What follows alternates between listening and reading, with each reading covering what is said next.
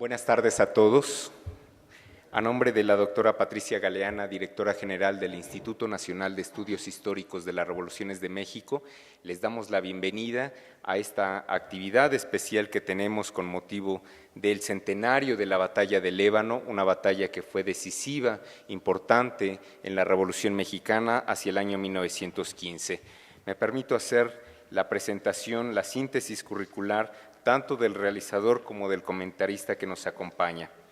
Quien realizó el documental sobre la batalla del Ébano es Francisco Ramos Alcocer, quien es licenciado en Ciencias de la Comunicación por la Universidad Autónoma de Tamaulipas y en la actualidad es documentalista de la historia de Tampico.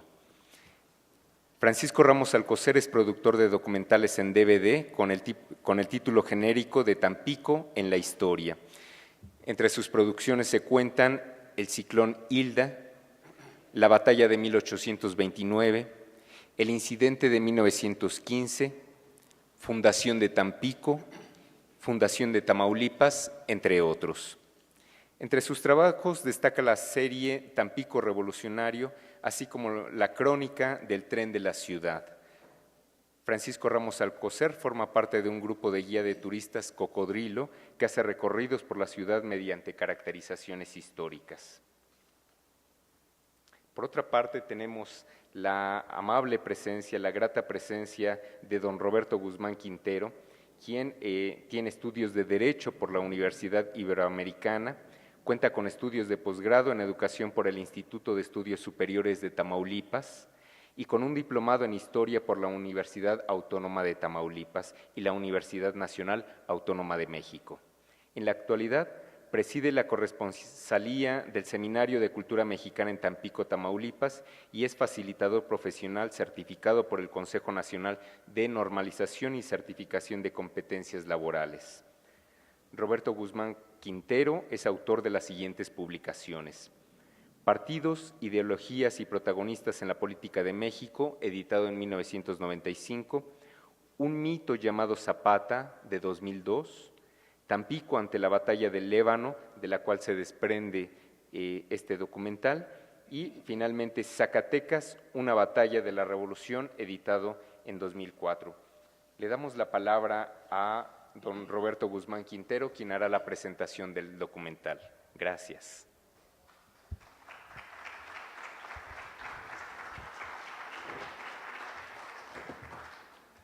Muchas gracias por su presencia y gracias al Instituto Nacional de Estudios Históricos de las Revoluciones de México, en especial a David Guerrero, que me ha facilitado la presentación esta noche. El tema es Tampico ante la batalla del Ébano en su centenario, dado que estamos precisamente en estos últimos años celebrando varios centenarios. Como ustedes recordarán, los festejos del centenario de la Revolución, y también se ha celebrado el centenario de la toma de Zacatecas, los tratados de Teoloyucan, las batallas del Bajío, de Trinidad, de Celaya, León, expuestas aquí mismo, y también el centenario de la decena trágica o la caída de Madero, que también se celebró en esta institución mediante un ciclo que duró 3 días, en el cual estuvimos presentes.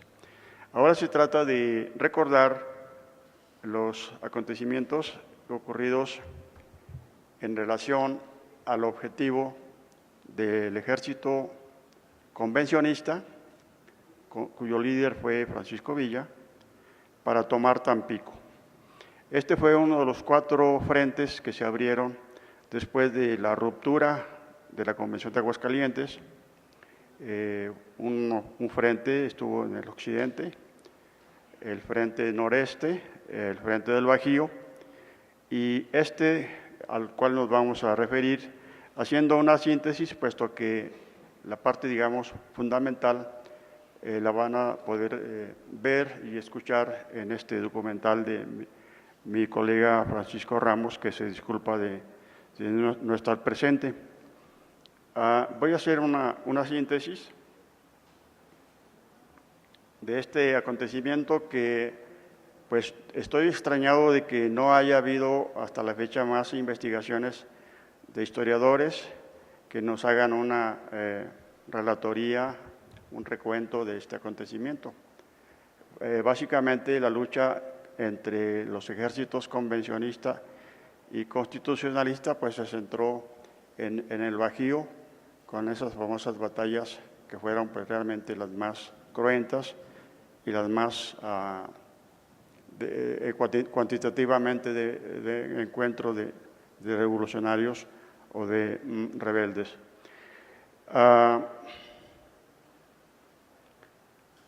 Al no llegar a acuerdos, los revolucionarios reunidos en Aguascalientes en 1914, después de la caída de Huerta, se formaron dos grupos antagónicos, los constitucionalistas, cuyo líder fue Venustiano Carranza, y por el otro lado los convencionistas, con Francisco Villa a la cabeza.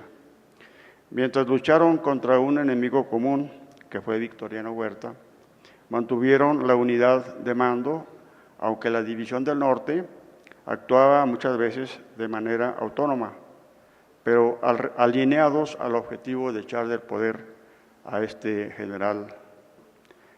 Si los objetivos los aglutinaron en un equipo coherente, el triunfo los dividió en dos facciones. La opción para muchos hombres armados fue trascendental: seguir a Carranza u optar por Villa, siendo este quien casi desmanteló la infantería carrancista. Los casos de deserción de altos jefes al villismo fueron escasos. Por ejemplo, Antonio Villarreal, Maclovio Herrera.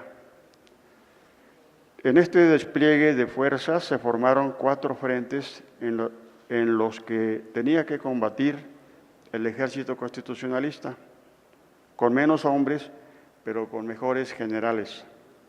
A fin de cuentas, la dispersión de las fuerzas villistas, por la amplia geografía que provocó su debilitamiento, al no contar con una división del norte concentrada y con un Felipe Ángeles por el noreste, batallando por acercarse a Tampico, pero atrapado en combates en Ciudad Victoria. En el frente del Bajío se dieron las batallas más memorables: Celaya, ampliamente narrada por el doctor Felipe Ávila, aquí mismo; la de León y Trinidad, todas ellas de abril a junio de 1915. Paralelamente se iniciaron los combates en Ébano, San Luis Potosí, bastión que intentaba contener la acometida villista al mando de Manuel Chao y Tomás Urbina sucesivamente, cuyo objetivo era la toma de Tampico. En este puerto del Golfo de México se encontraba una base militar carrancista a raíz del despojo del Ejército Federal en mayo de 1914,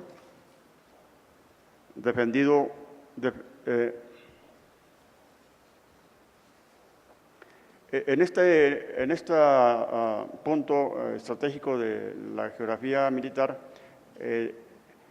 conservó Tampico una fuerza carrancista del ejército constitucionalista cuando cayó Huerta, y el ejército que lo apoyaba en este lugar fue desalojado por las fuerzas del general Pablo González. En este lugar se conservó un grupo militar de alrededor de 800 hombres al mando de Cesario Castro, con el propósito de proteger la plaza de posibles acometidas del villismo, pero desde el norte, desde Nuevo León y Ciudad Victoria. Los jefes carrancistas al mando de Cesario Castro fijaron como base de operaciones la aduana de Tampico, un edificio centenario, que ya no funciona como tal. Ahora solamente es un edificio histórico para el turismo. Este punto es muy importante porque ahí se fijó en la aduana la base militar de operaciones para el combate en ébano. Vamos a ver en las imágenes la ubicación de esta aduana, que fue cuartel militar o centro de operaciones, porque está entre el río Pánuco y el centro de la ciudad prácticamente. Y a un lado de este edificio están las vías férreas y la estación que pertenece a la ruta ferroviaria Tampico-San Luis Potosí. Dada la importancia de la plaza de Tampico para el control del Golfo de México y por sus conexiones ferroviarias con Monterrey y San Luis Potosí, se estableció desde diciembre del año 14 un bastión en ébano, bajo el mando de César López de Lara y de Manuel Larga, en espera de un posible ataque villista desde San Luis Potosí, que dominaba, contando con el apoyo de los hermanos Cedillo, que en realidad nunca estuvieron identificados con el maderismo, ni tampoco, y mucho menos, con el carrancismo. Tampico era además importante por la existencia de los negocios petroleros en manos extranjeras. Las posibilidades para el villismo de tomar rehenes y cobrar en dólares era una plaza que concentraba alimentos del mar y de la campiña veracruzana, rica en ganadería. La batalla de El Ébano fue distintiva de las demás ocurridas en el resto del país, con características muy diferentes a las otras batallas que ya se han reseñado a través de los combates entre revolucionarios.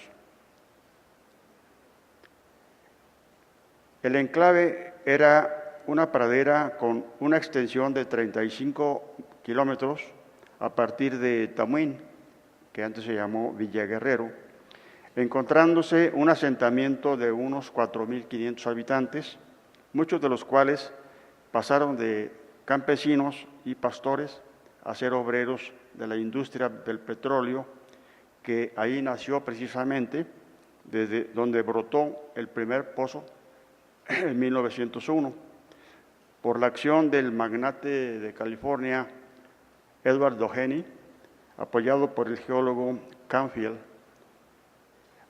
Ambos eran propietarios de lo que se llamó la hacienda El Tulillo, aprovechando el paso de las vías férreas y trasvasando el petróleo pesado por medio de una espuela de ferrocarril, desde el cerro de la Pez a la estación, para llevar este producto energético a varias ciudades. Las primeras calles pavimentadas de México se debieron al chapopote o al chapo de ébano, inclusive la Ciudad de México. La estación de ferrocarril dista 56 kilómetros de Tampico y 336 de San Luis Potosí. Al norte corre el río Tamesí, que recibe la afluencia del Guayalejo y sigue hacia el Golfo de México. Por el sur corre el río Pánuco, que se inicia en el Valle de México con el nombre de Moctezuma y luego cambia al nombre de Tampaón y Tamuín. Ambos ríos se unen cerca de Tampico, formando una especie de V, o la vía dental, perdiendo su nombre el río Tamesí, porque ahí se conjunta y se convierte en un solo río. En medio de estos ríos se encuentra Ébano, o sea, a la altura de Ébano está ambos ríos con una distancia aproximada entre uno y otro de 40 kilómetros. Por otro lado, a principios del siglo XX, el área de Ébano estaba formada por frondosos bosques e impenetrable maleza, en donde proliferaba todo tipo de insectos, algunos casi mortales como el tábano, otros como el pinolillo, la nigua,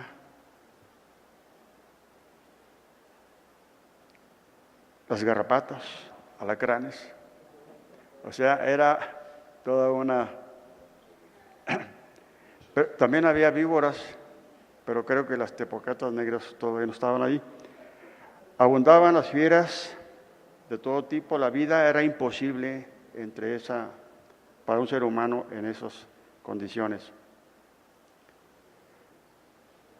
De tal forma que la vida urbana, la vida cotidiana y la vida industrial solamente se llevaba en un tramo muy corto de 2-3 kilómetros entre la estación del tren y donde estaban los pozos petroleros y en medio la población. Esto es muy importante porque fíjense ustedes cómo las condiciones geográficas fueron la mejor defensa de Tampico en este punto.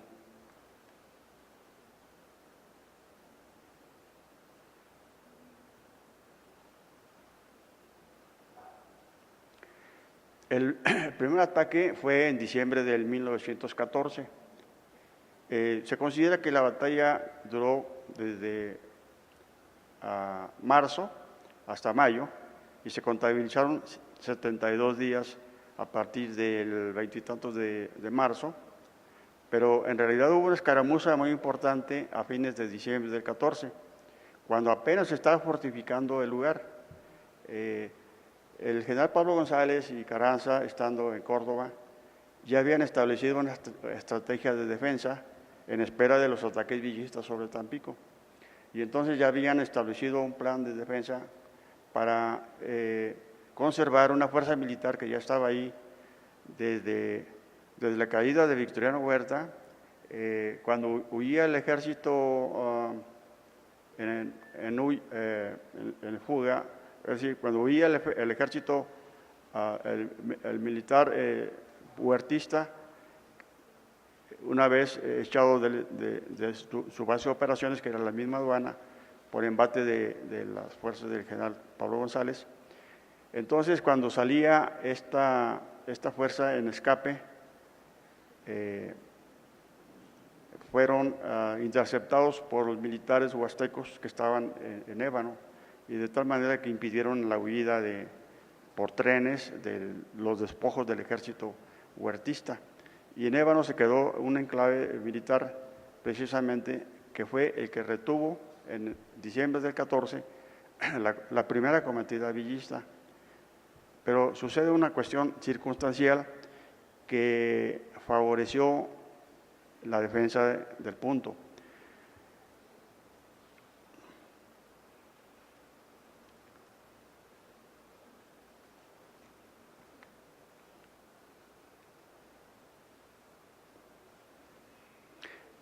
Pablo González se encontraba en diciembre del 14 en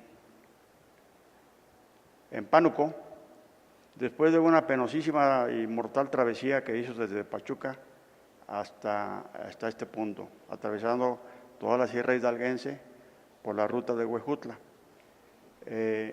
Estaban los combates a la orden del día en esta área del Estado de México, alrededor de Tulancingo, porque el ejército villista estaba atacando muy fuerte al grupo que comandaba Pablo González, que tenía pues aproximadamente 14,000 hombres, y fue tan fuerte la cometida villista que se vio obligado a escapar por la ruta de la Sierra de Hidalgo, de tal manera que perdió miles de hombres, por un lado por deserción, que se fueron al lado de Villa, y los que murieron en la travesía hasta llegar a Pánuco.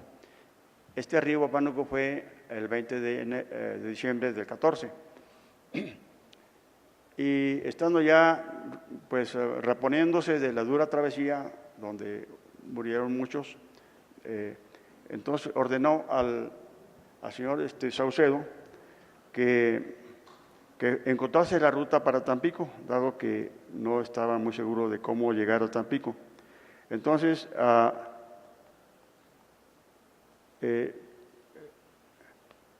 Pablo Saucedo buscando la ruta Tampico, se perdió también pues, entre la selva.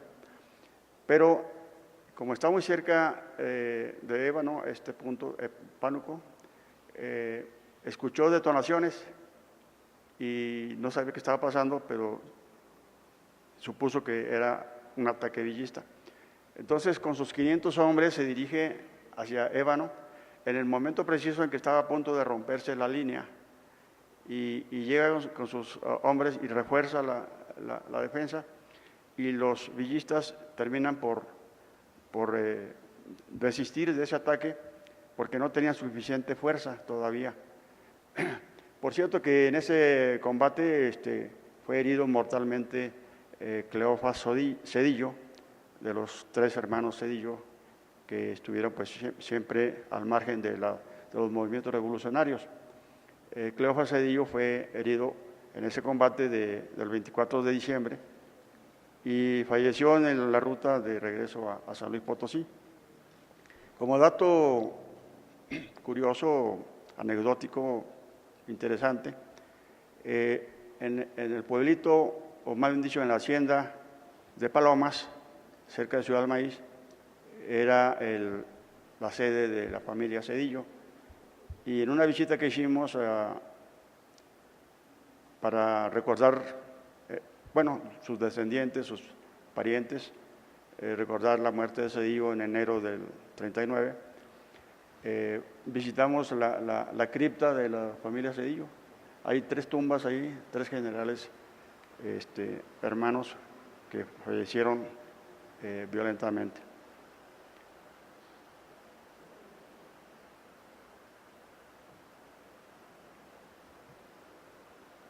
Una vez que Pablo González arribó a Tampico, dispuso poner en práctica la táctica de defensa que ya había acordado con Carranza. En ese puerto confirmó a Cesario Castro al mando, apoyado por Teodoro Elizondo, Gonzalo Nava y Francisco Robelo, con 800 hombres. Villa, conociendo la importancia de tomar Tampico, estuvo enviando tropas y armamentos a la zona huasteca, en donde operaba Alberto Carrera Torres, en espera de concentrar suficiente fuerza para el ataque, sin dejar de ser hostilizado por las fuerzas de Manuel Lárraga, que pues es uno de los más brillantes militares huastecos.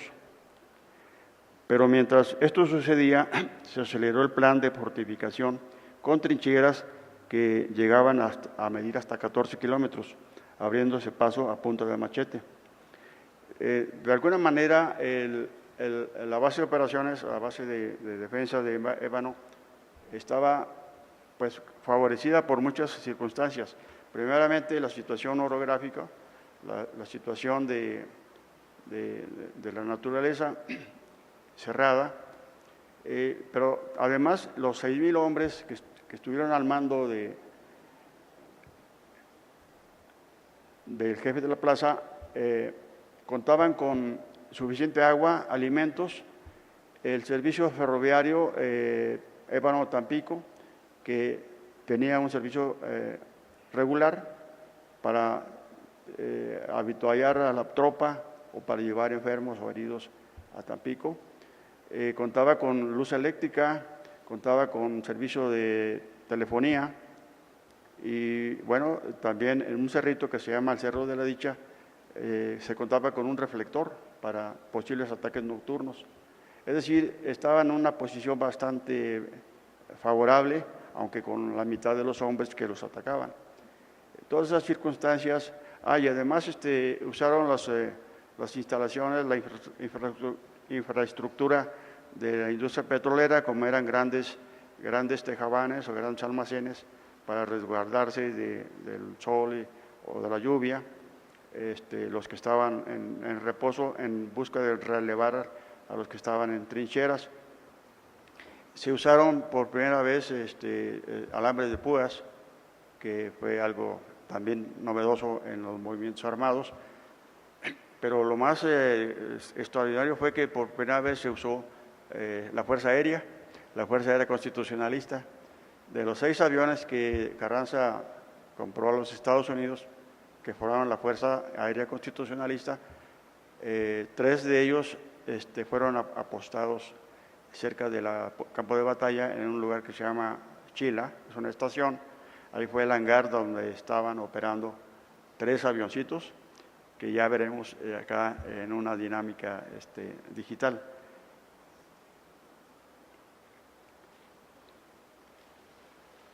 Bien, pues básicamente esto es un antecedente y una introducción a esta batalla. Y pues como es obvio, los magnates petroleros y del ferrocarril, que eran extranjeros, pues obviamente que estaban apoyando de alguna manera a las fuerzas que defendían Tampico desde Ébano. Inclusive el hospital del ferrocarril central, que operaba la ruta Tampico-San Luis Potosí, un hospital que estaba por el rumbo hacia la playa, que se llama La Barra. Ese hospital era pues de la compañía ferrocarrilera de Ferrocarril Central Mexicano. Bueno, ese hospital se puso a la disposición de los combatientes constitucionalistas. En fin, como contraste a la buena posición de defensa, el ataque villista se asentó en otra estación más al norte que se llama Ausa. Nada más que las condiciones eran terribles para esos atacantes, que sumaban alrededor de 10,000 efectivos. Al mando del general Chao y Tomás Urbina, sucesivamente, porque ellos acamparon abriendo a machete un área para instalar ahí un rudimentario campo de casa de mando, y además pues rodeados por todos esos insectos y fieras y la oscuridad, y no había provisiones a la mano. Y mientras tanto la guerrilla de Manuel Lárraga pues estaba saboteando algunos aspectos de la comunicación ferroviaria. Levantaban vías. En una ocasión metieron tanques de chapopote al primer túnel que hay de Tampico a San Luis. Está a la altura de un lugar que se llama, donde está un hotel, Taninul. A esa altura hay un túnel. Entonces el general, en una acción de guerrilla, metió tanques de chapopote y los incendió para evitar el tráfico ferroviario de la plaza Ausa, de villista, con Valles, porque Valles sí estaba, era una retaguardia de los villistas. En fin, estos son los preliminares, y sí me gustaría que al final me dieran oportunidad de leer los nombres de los defensores del Ébano. Y si hay comentarios, pues con mucho gusto los vamos a dar curso. Entonces, le solicito a la persona que proyecta que inicie el documental. Solo me resta dar a conocer a ustedes brevemente los principales defensores del Ébano, a partir del jefe máximo Venustiano Carranza. Como jefe del Ejército del Noreste, Pablo González. El jefe de operaciones, general de brigada, Jacinto Beltreviño.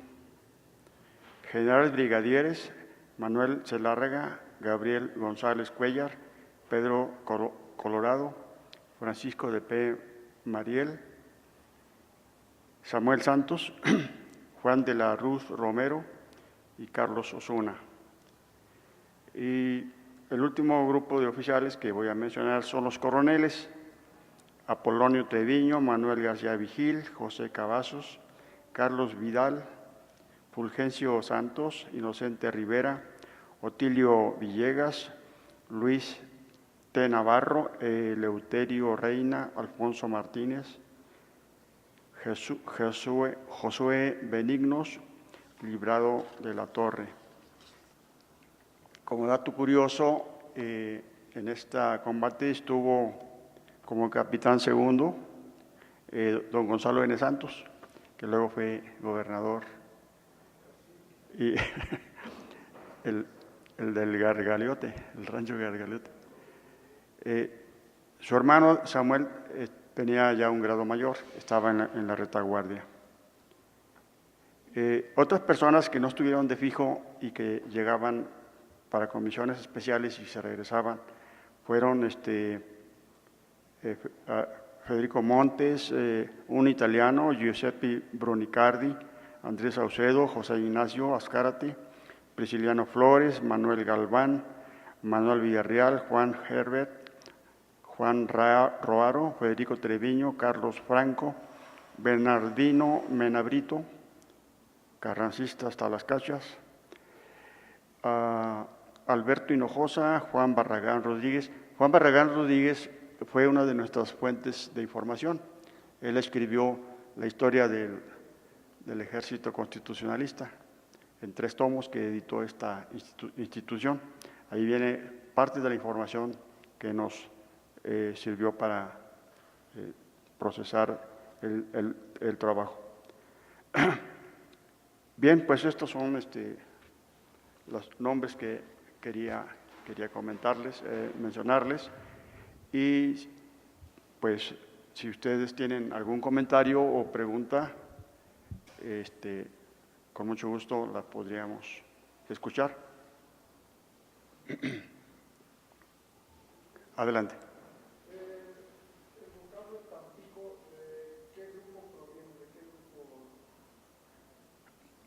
Pues es una toponimia huasteca, que todo lo que empieza con tam, que es el sufijo, que es el lugar de, y hay controversia sobre el resto. Se dice que es lugar de nutrias, ¿verdad? Pero no hay acuerdo sobre los lingüistas especializados. ¿Alguna otra cuestión? Adelante.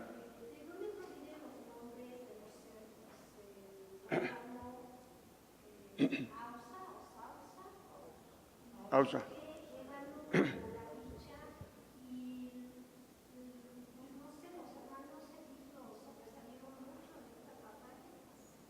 ¿Los hermanos Cedillo qué? No mucho, no mucho. Saturnino tenía un grueso de ejército como en 5,000 hombres, pero no contribuyó así muy efectivamente en el combate. Él lo que hacía era controlar sus zonas de influencia. En cuanto a el nombre, pues ébano es un árbol que fue el que dio el origen al nombre. Y los otros nombres de los cerros no sé por qué se llaman así. De la Dicha, sí, el Cerro de la Dicha. Y que tiene el nombre también de ébano. Pero no sé. Ni tampoco el otro cerro, que fue donde estaba el centro de producción. No, el Cerro de la Pez es el otro cerro. Sí, ¿algún otro comentario?